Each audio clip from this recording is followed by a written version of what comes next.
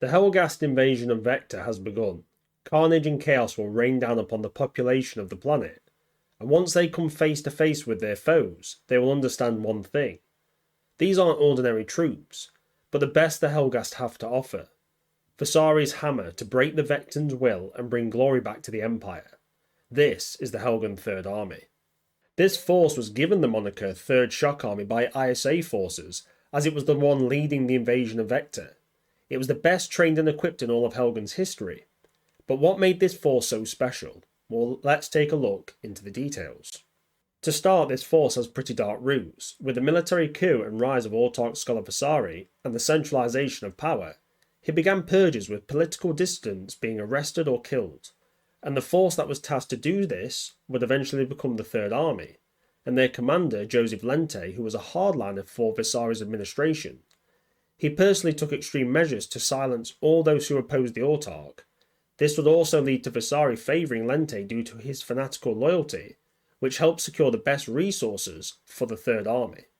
Once the home front had been cleaned up and the population had gotten on programme, it was time to look to Vekta, the prize which would allow the Helghan Empire to reach its full potential.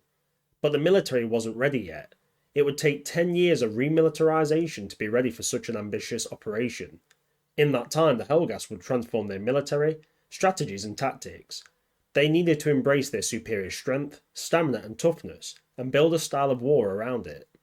The first major leap was to build brand new weapons and equipment that would outclass the ISA, which stands for Interplanetary Strategic Alliance. This was a defence-orientated military force that would protect Earth's colonies, but ironically, was kept only moderately strong as Earth didn't want any force to be powerful enough to rebel against its dominance, and this would play into the Helghast's hands. They knew that ISA was lacking in funding and relied on older, more cost-effective technology, and even if the ISA wanted to grow in size or introduce advanced technology, well, it would be at the behest of Earth. As the ISA was designed to stop an enemy and hold it long enough for Earth's more powerful forces to swoop in when needed. And obviously this is not the official description of the ISA, according to a lot of sources, but if you actually look at it, it basically was a defensive, not militia because it is a professional force, but it was a defensive force that Earth would use to hold enemy units or enemy armies until it could arrive and then destroy them. So yeah, some people may argue the ISA wasn't that, but look into it, it basically was. It was a colonial military for defensive operations. And even though, yeah, in Killzone 2 it switches to offensive, that is with Earth support. Maybe not officially, but definitely unofficially. The Third Army would receive new weapons. To start, the standard assault rifle would become the STA-52 or Star-52, a bullpup design which had great accuracy and a high-capacity 50-round helical magazine. This allowed for pinpoint sustained fire to not only kill, but to suppress targets so other units could move to flank and destroy them. And for when the troops closed in, every Star-52 had an underbarrel shotgun for annihilating enemies at point-blank range. It did only hold one shell at a time though, which isn't great. This shotgun was also useful for blowing off locks, so it was ideal for breaching teams in urban environments, and the underbarrel shotgun was exclusive to the Third Army, with no other Helghast force ever being encountered using the Star-52 with the underbarreled shotgun, so it was a bit of a specialist weapon for this elite force. The Star-52 was chambered in 5.56x45. This round is a little lackluster in power, but the 50-round magazine means nothing is going to survive a full salvo from this weapon. And if you look at the design, it seems to have like a large carry handle that obviously attaches just above where the sights are kind of inbuilt. Kind of reminds me of the G36 a little bit. Obviously, someone who knows more about firearms can probably tell me what this design would actually be good for and if this is a good carry handle or not. And the sight looks something like an ACOG, so maybe it has 2 or 4 times magnification, and it would be great for medium range engagements. It was also made from metals and advanced polymers to keep it lightweight, which blends well with the rapid aggressive assault style that the Helghast forces exemplify. And these rifles were used by all types of soldiers in the Third Army. It was a reliable and effective rifle that could do well whatever the situation. The STA-3 Stover is used by the Helghast as a support weapon and in-place weapon. It fires from a 100-round helical drum and has a very high rate of fire. This weapon has high recoil and is designed to be fired from a gun mount or from the prone position, and it's very much a modern-day MG42. Great for suppressing targets, and it can shred anyone caught out in the open. It uses a 7.62x51 HSO cartridge, and a single round is powerful enough to put anyone down. and it's used as a squad support weapon normally by Helghast specialist troops, and they're commonly found set up to defend important locations. The weapon is rather large and fairly heavy, so in close quarters it's difficult to use it effectively, and it's best kept for medium to long range engagements. The Star 52 SLAR is a very unique weapon, being based off the Star 52 assault rifle, but it's had significant modifications to make this a lethal semi-automatic sniper rifle. It's still a bullpup design with a 6-round helical drum magazine of an unknown caliber, but the rounds are extremely powerful, blasting through troopers and body armour with ease, and it's perfect for medium to long range engagements. It's made from lightweight materials and fairly compact for this type of weapon, aiding the user in being able to move through rough and tight terrain and not get in the sniper's way. The scope has variable zoom with a strange orange tint to it, which may look weird for human eyes, but I imagine it's designed for use with the Helghast goggles, which they use at all times due to the world's hostile environment. The PNV-3 Siska Squad Cannon is a beast, a large man-portable recoilless rifle that fires 66mm high-velocity, high-explosive anti-tank rounds that can penetrate light and medium armoured vehicles and decimate infantry. Even low-flying aircraft need to watch out for this dangerous anti-everything weapon. It feeds from a 6-round helical drum magazine and has a slow rate of fire, but is capable of firing a 2-shot burst mode, just in case you need to double tap an unlucky soul. This weapon is big and cumbersome. It weighs a ton and requires a very strong soldier to wield it. And with its high power it can fire from close to extreme ranges. And this weapon would prove time and again to be useful in all situations, be it anti-tank or hitting fortified positions. And when vehicle support wasn't available, the PNV filled the role very well. An odd sidearm is the BP-02 PUP, which is a single-shot grenade pistol. It fires 40 by 46mm low-velocity grenades, but they pack significant high-explosive punch, and the weapon is great for blasting troops hiding in light cover or sheltering in buildings, as the pistol is accurate at close ranges and it's easy to fire a grenade through a door or window. Mainly used by officers or troopers on missions behind enemy lines, this weapon is designed to provide some light explosive firepower in an easy-to-carry package. Simple but effective, and when used to support a squad laying down fire, it's pretty handy to have one. The IVP-18 Tropov is the standard sidearm for the Third Army, and oh, it's a goodie. This is a semi and burst fire pistol fed by a front helical magazine that holds 18 rounds of 9.2 by 20mm, and even though this round is pretty weak, when a 3-round burst hits you in the face, well, it's going to put you down.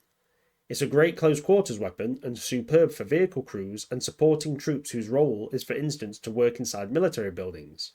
These troops will be happy to have this as their primary weapon, as they are unlikely to be involved in a firefight, and if it happens at such close ranges, the Tropov does very well.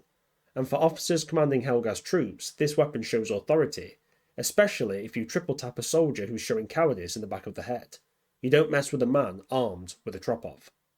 Now we look at the big man himself, the BLR-06 Hydra MRL. This multi-barreled rocket launcher is the primary anti-tank weapon of the Helghast infantry, being armed with 3 66mm rockets allowing you to hit a tank in triplicate, and even the heaviest armoured vehicles would crumble under such a fusillade. It also has a secondary fire where it will discharge all 3 rockets at once, more akin to a grenade launcher. This is a fantastic and powerful attack, perfectly suited for barraging positions and ambushing enemy forces. The downside of this weapon are its size and weight. It's going to slow down whoever has to carry it, and with the ammunition to boot you're going to feel like the Michelin Man. But it's worth it for the firepower it brings can make even the ISA Lancer turn back and run away as quickly as possible. One of the more common heavy in place weapons is the BNS-10 Scylla. This was a heavy machine gun firing 12.7 by 99mm rounds. This heavy machine gun is belt fed, and it's got a good rate of fire. And to stop it overheating, it's equipped with a cooling liquid-filled sleeve which is rotated around the barrel in synchronicity with the firing cycle. This weapon is very heavy and cumbersome, normally mounted on vehicles, but also available in a slightly smaller crew portable version for transportation in places like mountains and swamps. And just like the Browning 50 caliber, which it's similar to, it's adaptable to most situations and brings reliability, accuracy and heavy firepower for the troops. These are the weapons exclusively for the Helghast forces, and they gave them a lethal and flexible arsenal. The Third Army was trained in all of the ISA's weaponry as well. With the plan to invade Vekta and storm the ISA lines and bases, many ISA weapons would be captured and put to use by Helghast forces, and oh boy did they put them to work. But all of these weapons and troops needed to get to the battle. Well, that's where the vehicles come in. and Basari didn't hold back on resources in procuring the best the Helghan's arm industry had to offer. To begin with, we have the mainstay of the Third Army, the Helghast Hover APC. This vehicle was to be how the rapid invasion of Vekta would be possible. The standard hover armoured personnel carrier serves as the foundational chassis for a variety of Helghast military vehicles. Engineered for versatility and mobility, it is equipped with advanced front and rear anti-gravity stabilizer technology. These stabilizers not only maintain balance while navigating uneven terrain, but also function as directional rudders, ensuring smooth and responsive movement. Powered by petrocite, the anti-gravity system helps regulate the vehicle's elevation, preventing excessive lift. Despite this advanced mobility, the Hover APC remains vulnerable to landmines. To address this, it is fitted with a retractable anti-mine trawl mounted just ahead of the stabilizers. This trawl can be lowered to safely detonate mines in the vehicle's path, and also doubles as a battering ram when needed. Designed for rapid deployment and superior mobility, the Hover APC excels in shallow and rugged environments. Its speed and adaptability outclasses other ground vehicles of the Helghast, particularly over the mountainous and swampy terrain of Vekta. Its performance played a critical role in how the Third Army's early success was actually possible, and the vehicle's design strongly suggests it was purpose-built for the invasion of Vekta. As an armoured personnel carrier, the Hover APC's primary function is to deliver mechanised Helghast troops into combat and extract wounded soldiers from the battlefield. It accommodates up to 10 troops in a rear compartment, seated in 2 rows of 5 along the sides of the interior. The squad commander has access to an integrated wall-mounted computer allowing communication with other vehicles and access to mission data. Beneath the command terminal is a small cabinet with 2 drawers for the officers' personal items. To the left is an electronically locked door that leads to the crew compartment. Inside are closely spaced weapon mounts and a small cabinet for troops' belongings. Troop deployment is facilitated via a hydraulically operated aft hinge ramp door at the rear. This ramp is controlled by a secured electronic panel that requires a key input. A toll hatch is also available for rapid disembarkation. The Hover APC is well armoured against all small arms fire, providing reliable all-round protection for both crew and passengers. It can withstand direct hits from high explosive weapons, but is vulnerable to anti-tank. The front section houses the engine compartment, with the crew compartment located just behind it. This area also contains the battery systems, accessible through side hatches. The crew compartment is entered through 2 doors and a tall roof hatch on the vehicle's right side. The driver is seated on the left, with an overhead hatch for access. Driving visibility is provided via forward-facing cameras integrated into the headlights. Mounted atop the vehicle is a fully traversable twin VNS-10 Scylla heavy machine gun, offering a full 360-degree field of fire. This weapon is typically operated by the vehicle's commander and accessed via a dedicated roof hatch. However, the turret lacks an armoured shield, leaving it exposed to enemy fire. The commander also manages battlefield coordination using an onboard display system linked to the Hover APC's radar.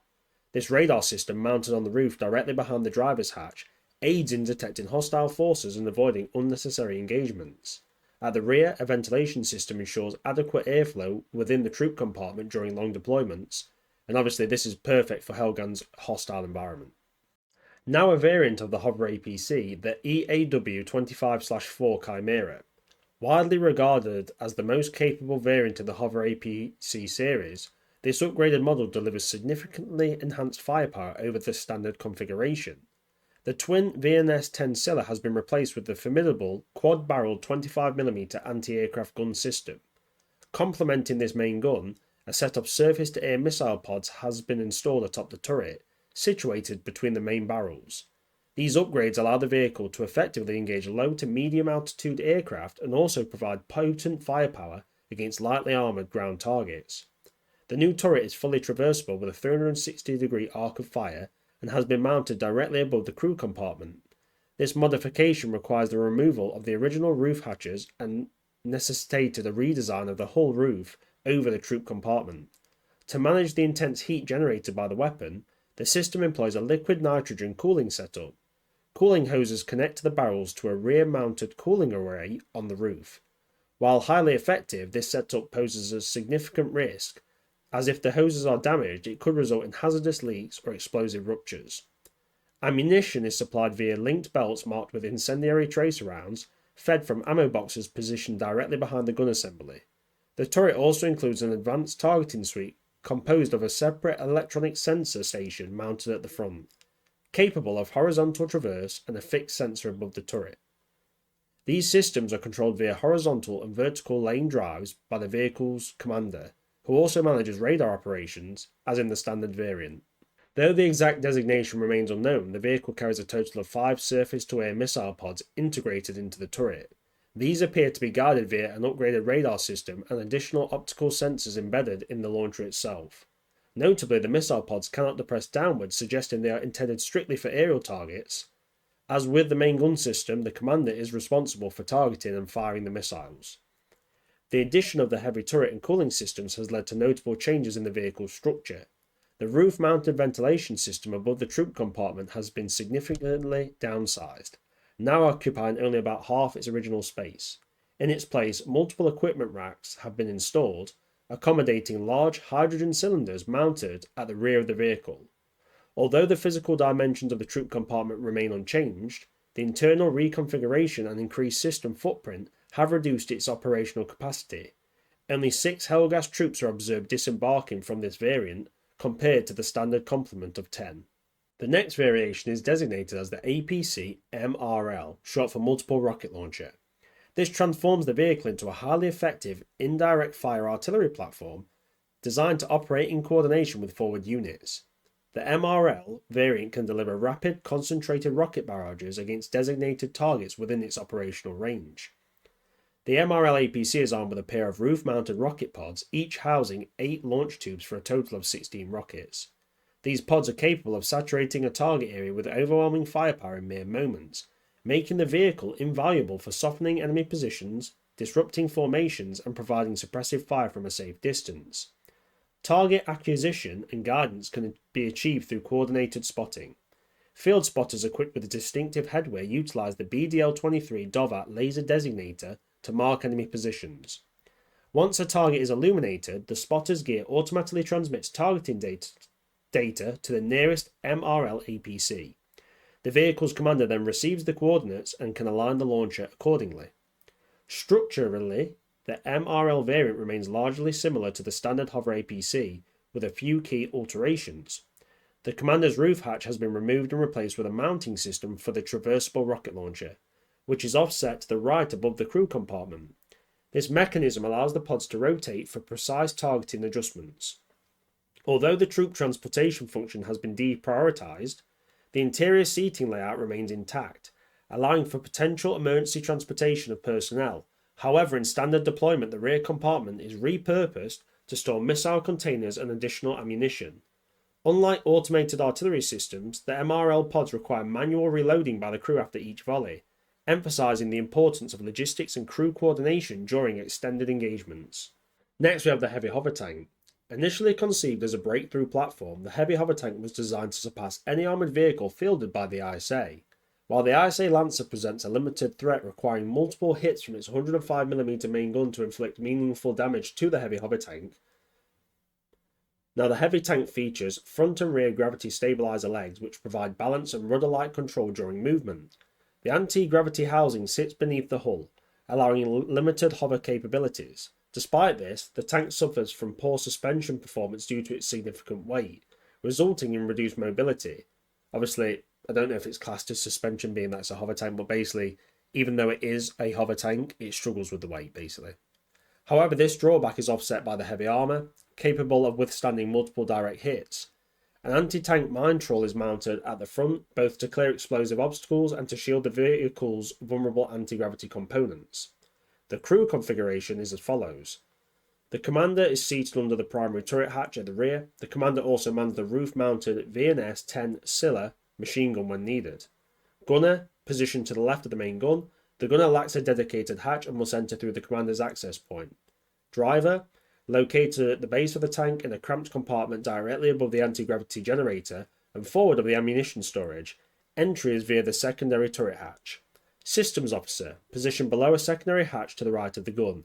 This crew member manages radar and likely operates one of the coaxial machine guns. The Heavy Hover Tank is equipped with a 152mm M81 smoothbore gun, manufactured by Corinth Metal, a major Helghan defence contractor supplying the Vasari Corporation and Stahl Arms. This gun utilises an automatic loader and ejects spent cartridges from the turret sides after firing. The ammunition types available are high explosive squash head HESH for anti-armour, specialised landmine launching munitions for anti-infantry. It has a VNS-10 Scylla heavy machine gun which is mounted above the turret. It has 2 coaxial machine guns, one in the turret and one in the hull. They're operated remotely. It also has 4 smoke grenade launchers and an anti-mine trawl. Now the heavy hover tank's little brother. The light hover tank is the more widely deployed counterpart to the Helghast heavy hover tank. Designed to complement Helghast hover APCs, the light hover tank was built for speed, agility and rapid deployment. Its primary mission profile emphasised mobile support and reconnaissance in hostile territory. To achieve this, the tank sacrificed heavy armour protection in favour of enhanced mobility. Powered by an upgraded anti-gravity generator, the performance emphasis brought its handling closer in line with the ISA Lancer, allowing it to rapidly reposition on the battlefield. The vehicle operates with a 3-man crew.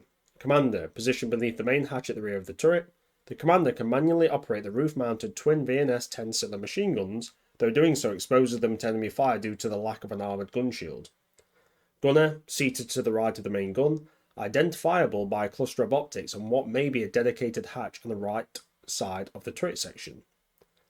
Then the driver, centrally located at the front of the hull, visible through 2 circular vision ports. Like in the heavy hover tank, the driver is positioned above the anti-gravity generator and surrounded by ammunition storage, lightly accessing the station via the gunner's turret hatch due to the hull's compact layout. Now there is some discrepancy surrounding the tank's primary weapon. Visually, the gun appears identical to the 152mm M81 smoothbore gun mounted on the heavy hover tank. However, some sources identify it as the TG 140mm L22. Regardless of designation, both guns are produced by Corinth Metal, so it probably is the same gun, but who knows. Anyway, the main gun is fed by an automatic loading system and ejects spent cartridges from the turret sides. Its ammunition include HESH, deployable landmines, but unlike its heavier counterpart, the light hover tank lacks an anti-mine trawl, leaving its anti-gravity generator more exposed to ground threats. It has a twin VNS-10 Scylla mounted on the turret's roof, and obviously this is fantastic for anti-infantry and some light anti-aircraft defence. It also has a coaxial Star 3 LMG that is integrated alongside the main gun, so it's a coaxial machine gun. It's decent for suppressive fire in close quarter engagements, but it's not as strong as the VNS-10 Scylla. These were the land vehicles encountered by Vekta forces when fighting the Third Army, and were only deployed en masse by this force due to the expense and difficulty to make them.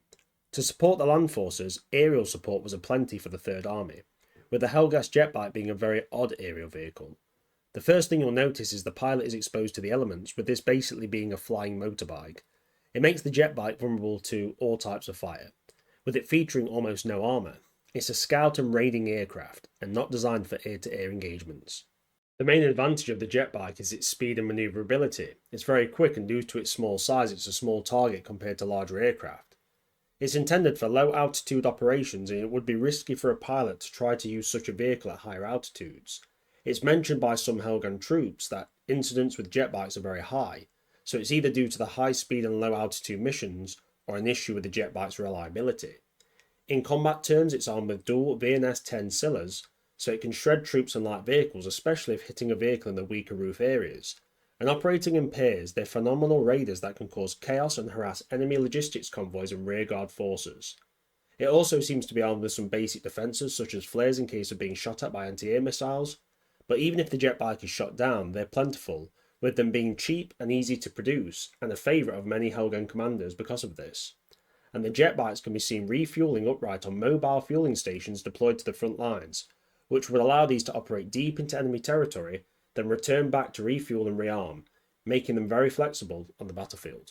A naval vehicle filling a similar role to the jet bikes are the Helghast fast attack boats, delivering rapid response, reconnaissance and light escort capabilities across rivers, lakes and coastal zones, designed for blistering speed and swift manoeuvrability rather than protection. This vessel excels in hit-and-run tactics, patrol operations and tactical insertions where conventional craft would be too slow or cumbersome.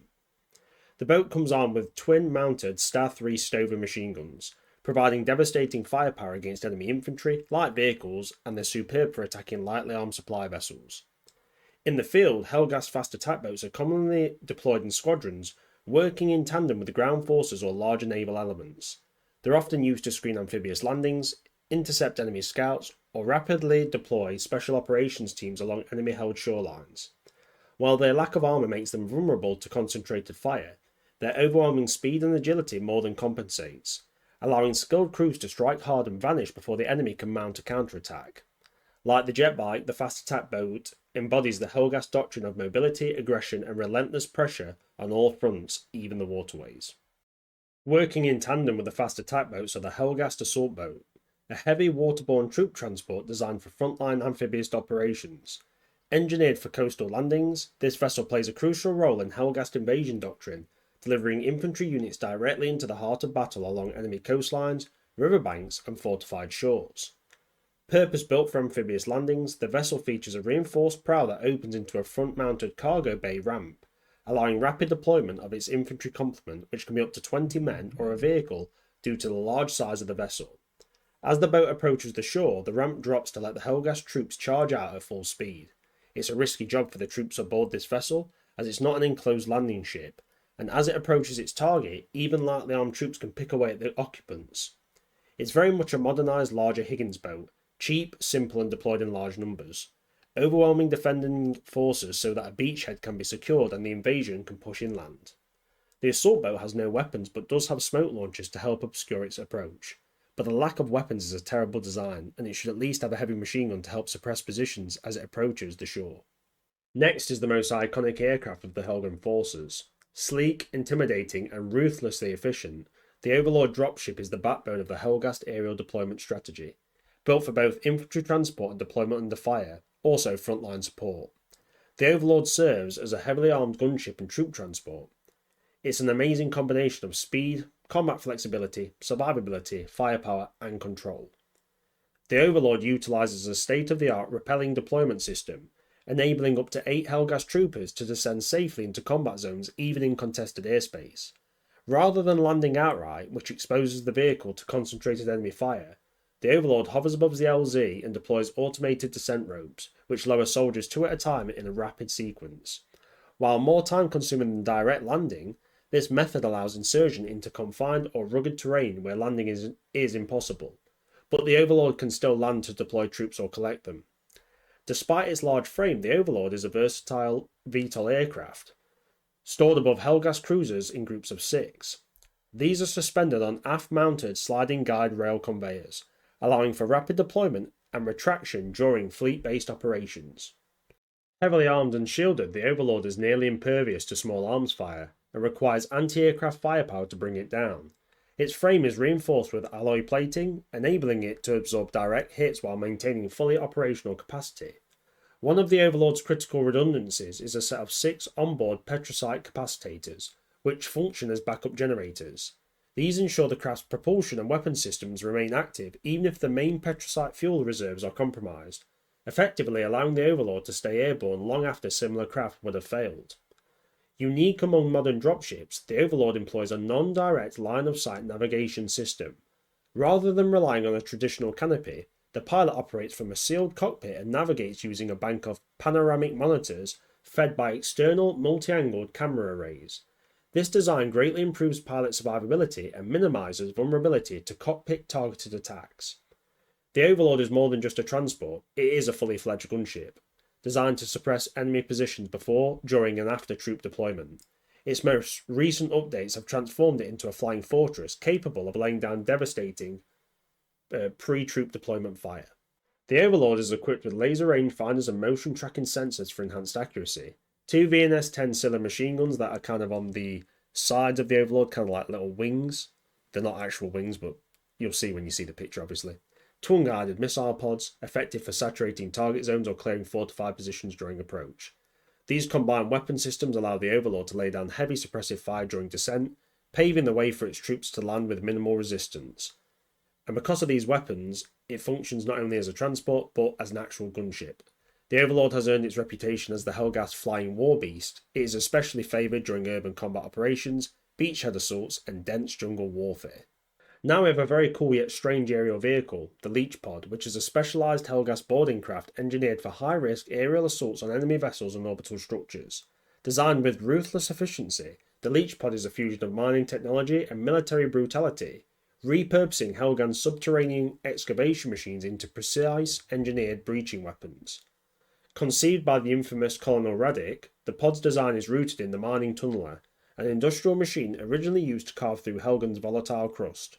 Radic recognised its potential as a tool of war, transforming it from an instrument of industry into a spearhead of Helghan conquest. Aboard a Helghast assault cruiser, 22 leech pods are stored, 11 per side. They're launched from vertical launch bays designed to operate under both atmospheric and zero-gravity conditions. Once launched, a leech pod functions like a guided projectile, using inertial navigation and vector thrusters to correct its course mid-flight and orient towards its designated target. Upon reaching the objective, typically an enemy warship, orbital defense platform or space station, the pod slams into the hull with kinetic force and immediately activates its forward-mounted industrial breaching drill. This high-torque bit, reinforced with petrocite composites, bores through the armour plating and internal bulkheads within seconds, enabling the leech pod to forcibly embed itself into the target structure. Once the breach is secured, the pod's frontal deployment door opens, allowing Helghast troops to storm the target interior directly into combat. Standard models of the leech pod carry a boarding team of 4 to 6 elite Helghast soldiers, specially trained in close quarters combat and zero-G engagements. These units often are equipped with magnetic boots, breaching charges, and shotguns or submachine guns for close quarters combat. However, specialised assault variants of the leech pod, used in large-scale operations such as the capture of the SD platforms, have been known to carry up to 20 soldiers per pod, transforming each one into a one-shot boarding torpedo capable of flooding an enemy vessel with overwhelming force. The leech pod represents the Helghast philosophy of direct aggression and shock tactics. Launched in coordinated waves, these boarding craft bypass traditional defences by striking at close range and drilling directly into the heart of the enemy infrastructure. Their surprise factor, combined with their ability to deliver troops deep into fortified positions, makes them a terrifying weapon in orbital warfare. Once inside, Helghast soldiers fan out through the corridors, disabling critical systems, neutralising crew, and seizing control points. The pod remains lodged in the hull, serving as both an insertion point and a fallback extraction route should the assault fail. Well, sometimes if it succeeds, but a large amount of the time when you're boarding a ship and you're blowing stuff up, you aren't going to make it out of there. So I'd say the leech pod is normally a one-way ticket, but if you're a true Helghast, it's an honour to die that way. So now you've seen the armaments and vehicles that would allow the Third Army to destroy its enemies. We must also look at the Helghast tasked with using them on the battlefield. These were the chosen few who got to be part of the Third Army. Altogether, they were 300,000 strong, and the majority of this force were frontline combat troops. The Third Army's role was to land and smash Vekta's defences in a matter of weeks. Things such as logistics and supporting roles were to be done by other forces following behind, which numbered around 2.7 million. So altogether there were 3 million Helghast on the way to Vekta. And before someone says 300,000 frontline troops, that's not how armies work. Remember, this is a war between two separate planets. So the initial 300,000 men of the Third Army were more like a huge paratrooper force with the supplies to fight for a limited time, but not for a long-term warfare. They were to use shock tactics, and once the enemy was defeated, the 2.7 million Helghast following behind would occupy and administer the planet, allowing the Third Army to rearm, rebuild, and to be ready for further conquest plans. The Third Army was selected from the best of all personnel available in the Helghast military, with the strongest, smartest, and toughest being brought into its fold. Every single trooper was already trained to the basic Helghast standard, but they would receive initial training for the invasion of Vekta. This was a 6-month intensive and harsh training plan that would teach the troopers to operate all Helghast and ISA weapons, to be able to fight in all types of terrain and environments, everything from space stations, urban environments, deserts, swamps, jungles, mountainous regions, and even Arctic areas, as Vekta was a very varied planet environmentally, and a stark contrast to Helghan's own environment. Also training in advanced maintenance of weapons and vehicles, as it would take time for support to arrive on Vekta, so the Third Army needed to be able to keep its weapons and vehicles in fighting condition for at least a month. Advanced combat tactics, especially assaulting fortified positions, as Vekta contained many military strongholds that needed to be cracked quickly, anti-insurgency tactics to combat guerrilla forces, and terror tactics to keep the civilian populations in line and under control. Another major part of the training was exposure to large amounts of propaganda and loyalty tests. The Third Army had to be fanatical in its belief in Vasari and the goals of the Helghan Empire. There was no room for doubts or soft touches, as the Helghan military had already had to deal with dissidents and turncoats in the past, and with the amount of resources being poured into this invasion, they could not afford for it to fail. Well, unlucky for them, I guess. This may also be why the Third Army lost so many men when assaulting well-entrenched ISA forces, as the Helghast soldiers didn't want to fail Visari or Helghan, so would throw themselves into unwinnable situations. Bravery is fantastic, but fanaticism can be detrimental on the tactical level. The Third Army had far more elite soldiers than standard Helghast forces, with assault soldiers, elite soldiers, grenadiers, and various special forces being more common. This was for when the standard troopers were unable to break a strong defensive position, or if an ISA major counterattack was successful. These elite soldiers could respond and deal with the threat, and I'd estimate the breakdown would be around 70% being standard troops, with 30% being of these more specialised variety. And many of these elite soldiers would have been previous combat veterans, fighting on other planets in small skirmishes and in special forces operations, so they brought vital knowledge to the well-trained but inexperienced troopers. One interesting part of the makeup of the Third Army is the fact that it allowed mercenaries and Vektan sympathisers to fight alongside them. This shows the adaptability of this force, willing to do what other armies would not to achieve its goals. And in terms of mercenaries, this is a good choice, as it allows elite forces that could be sent on risky missions, and if lost, didn't sap the strength of the main army. The official designated types of soldiers of the Third Army are Trooper.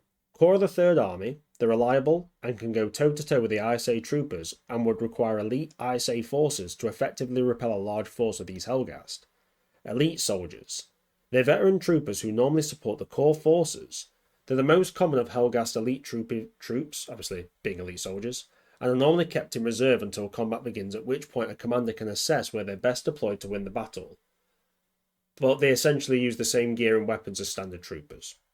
Assault soldiers are heavily armed Helghast infantry, able to withstand direct fire and continue on due to their advanced combat armour. They are essentially special forces, but built for heavy assault and reinforcing the front lines where the fighting is the most brutal, and a large force of these is enough to crack some of the toughest strongholds. Grenadiers are specialists for clearing entrenched enemies and destroying ISA soldiers who forget their spacing. They have been seen using the ISA's own M327 grenade launcher on Vekta, and have become lethal with it. These soldiers are normally in a supporting role, but when a breach is secured, they relish the opportunity to get in and clear every room or trench with their favoured high-explosive weapons. Bodyguards are hand-picked veteran troopers armed with custom-made combat armour, and some of the best skilled soldiers in the entire Third Army. They are tasked with protecting the senior leadership and high-value personnel, and due to their fanaticism and loyalty, they will die before they allow harm to the person they're charged with protecting. And then the officers, the commanding elements of the Third Army, giving orders, making sure morale and discipline is kept high, and driving troopers to glory. These men are die-hard supporters of Visari, and have had to prove themselves time and again to get their positions, and to fail their leader is a fate worse than death. A major part of the Third Army's plan to succeed was due to its commander, Joseph Lente, who we mentioned earlier. He was ferociously loyal to Visari and utterly committed to the Helghast conquest of Vekta, stopping at nothing to ensure its success, which actually led to his death. Considered to be the cold, calculating core of the Helghast war machine, he is a sane, intelligent, and formidably proud leader, whose tactical brilliance made him a dangerous adversary both mentally and physically.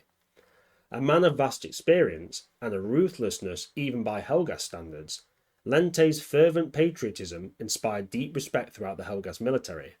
Unlike the typically aggressive and violent Helghast, his calm and sophisticated demeanour is precisely why he commands Helghan's most renowned and decorated field army.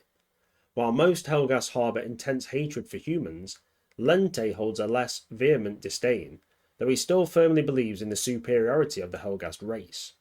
But even with all this training, equipment, elite commanders, and belief in their mission, the majority of the Third Army went and died on Vekta. They failed to achieve their mission of complete conquest of the planet and holding it against the ISA's and Earth Response forces, and in the end, the few survivors would limp back to Helghan. They considered themselves failures, though Visari publicly hailed them as heroes. And once the war for Vekta was over, and years later the ISA and Earth would respond, these survivors would get the chance to prove themselves in the defence of Helghan itself. Anyway, I hope you enjoyed that. It was absolutely blast to make this one. This was just a bit of a random one because I like Killzone. Like I say, chuck your comments in, see what you thought. It's a bit of a different one going over the Third Army, but that is the the Third Shock Army, as I like to call them, because that's how the ISA call them. But this is the original force you fight in the first game, which, let's be honest, is the best game. And this is kind of where people who like Killzone fell in love with the franchise. And this is where the Helghast were probably at their coolest before it kind of went a bit off the rails. Anyway, like I said, hope you enjoyed it. Hope it was a good view. If not, tell me. Just be polite. And as always, have a beautiful evening. Thanks for watching, guys. Take it easy.